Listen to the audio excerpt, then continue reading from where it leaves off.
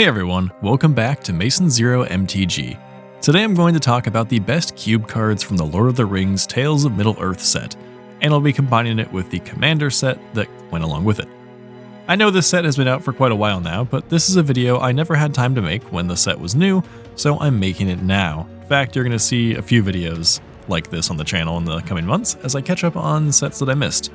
Now, since you've had plenty of time to test, I would love to hear about what you've been running in your cube this whole time and how it's been working out. Also, disclaimer, I will probably pronounce something wrong in this video. Anduril, Flame of the West, is a super cool equipment in a world where equipment often does not look good. 3 mana to cast and 2 mana to equip is reasonable for a mythic sword, and +3/+1 is super aggressive. But you get to make 2 1/1 flying tokens every time the equipped creature attacks. The best part is if that creature happens to be legendary, those tokens enter attacking. I think there's enough good playable legendaries in Cube that this could be reasonable. Equipment can sometimes be underwhelming and too expensive to keep using, but since this one creates relevant evasive bodies, I think it's a contender for a lot of cubes. Compared to a sword of something or other, this doesn't offer protection, but it does trigger on attack rather than dealing combat damage, so you win some and you lose some. I think it's worth trying though. Not every cube needs a 5 mana Boros card, but if yours does, then might I recommend Riders of Rohan. This 5 mana 4/4 comes with 2 friends in the form of 2/2 tokens with trample and haste. Obviously Go Wide is great in red-white, and those are some good abilities. The card itself has dash for 6 mana, so you can get these tokens every turn if it's late game and you've run out of good draws. Assuming your opponent doesn't have an instant speed removal spell or a combat trick to deal with it, you could really gain an advantage if the game goes long enough and you're stuck top decking with your aggro deck. But first, I want to thank LDB Duel for sending me this awesome deck box. They make custom deck boxes, playmats, and more, but what makes them stand out from the competition to me is that they actually employ a graphic designer that can work with you to create your own custom art for your card game accessories. But they also have a lot of pre-made options, like this one that I asked for, with the stained glass mana symbols from Dominaria United. The art printing is high quality both in terms of resolution and color. The deck box itself is a really cool design, where this magnetic cover comes off to reveal 2 removable boxes, one for your deck and another where you can put dice, tokens, or whatever. The build quality seems great, and I'll definitely be using this when I go out to play Commander. You can use my link, which is on screen or in the description, to get 10% off your first order from LDB Duel, and that's going to be ldbduel.com/discount/Masonzero10. Or you can use Masonzero5 to get 5% off any subsequent orders. And if you do use these codes, I'll get a little bit of a kickback for it, so I appreciate that. And I definitely recommend checking them out if you're in the market for a deck box like this, or a playmat, or something like that. Now, back to the video. Mirkwood Bats has gotten a lot of attention, and rightfully so. Whenever you create or sacrifice a token, each opponent loses 1 life.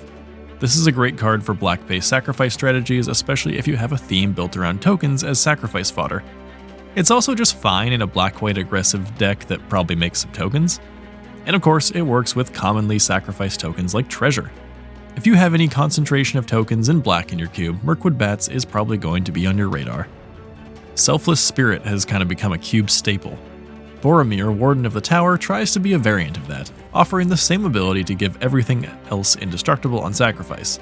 However, it trades flying for vigilance and an extra power or toughness for the cost of 1 more mana. But it does come with an extra ability. The Ring Tempting You won't do much. If it's the only ring card in your cube or your deck, it will give a creature Skulk, essentially, which isn't awful by any means. But it also has the ability from Lavinia Azorius Renegade, where any 0 mana spells or no mana spells your opponents cast will be countered. How good this is certainly situational depending on what else is in your cube. It turns off cards like Mind's Desire, cards with Suspend, or even 0 mana artifacts like Mana Crypt, but not all cubes are running cards like that. Boromir is a hate card with a lot of abilities, and those abilities add up to a card that serves a few purposes all at once, which can sort of help cut down maybe multiple spots in your cube into one singular card. Reprieve caught everyone's eyes as the white version of Remand, and much like how Mana Tithe is considered much better than Force Spike, Reprieve is very attractive to white decks in Cube. There isn't much to say about it other than that it allows non-blue decks to play control and tempo better. It also doesn't counter, so it can deal with those annoying uncounterable spells. This card works well in most cubes as it's a generic enough effect. As an uncommon in a newer set, it's also cheap and easy to get a copy. This was an instant favorite and inclusion for cubers everywhere. Stern Scolding is a seemingly niche counterspell that is actually quite good and flexible. For 1 mana, it counters a creature spell with power or toughness 2 or less. This is an excellent card for getting an immediate advantage over the game if you're able to cast it on turn 1 or 2. And it stays useful later, as you never know what creature someone will draw and play in later turns of the game. It hits favorites like Esper Sentinel, Snapcaster Mage, Yawgmoth, Ragavan, and Sylvan Caryatid, and many, many, many more cards that you will not want to hit the battlefield. Now, while it is somewhat niche, the leg it has up over many other 1-mana counters is that it's a hard counter and not a tax. Great inclusion for any blue draft deck. The One Ring is one of the most infamous cards from this set, both for the hunt for the 1/1 version and for how strong the card can be in pretty much any format. But that strength makes it a great cube card, especially for something with a medium to high power level. For 4 mana, in any color, it gives you protection from everything until your next turn, and then turns into a card draw engine for the rest of the game. It's pretty hard to deal with, being indestructible. This card does help accelerate a game though, either through the additional cards it gives you to dig for threats that you can find, or lowering your life total from drawing those cards. So while it may seem hard to deal with, it could be pretty healthy for the games that it appears in. Orcish Bowmasters is maybe the first or second most notable card when it comes to this set after the One Ring, because it's just so obviously incredibly strong. It has flash, and when opponents draw extra cards during their turn, they take 1 damage and you make a 1/1 token or put a counter on it. This can start ripping a blue deck to shreds. To shreds, you say? But even at its floor, it's 2 1/1 creatures and 1 point of damage for 2 mana, at instant speed. And at best, you follow it up with a Wheel of Fortune and absolutely decimate your opponent's life total. But hey, at least it's not quite as oppressive as Hullbreacher. Lord of the Rings Commander apparently killed it when it comes to red-white cards for cube. 4th Eor Lingus is a fantastic aggressive card that can easily make you the Monarch. The floor of this card is paying 0 mana for X and casting this on turn 2 before attacking with your 1-drop, then having that creature connect and you becoming the Monarch right away. That said, assuming that can happen, this is the lowest mana cost card that lets you become the Monarch, so it's pretty strong. And obviously, if you draw this later in the game, you're going to be attacking with a huge army of tokens that have haste.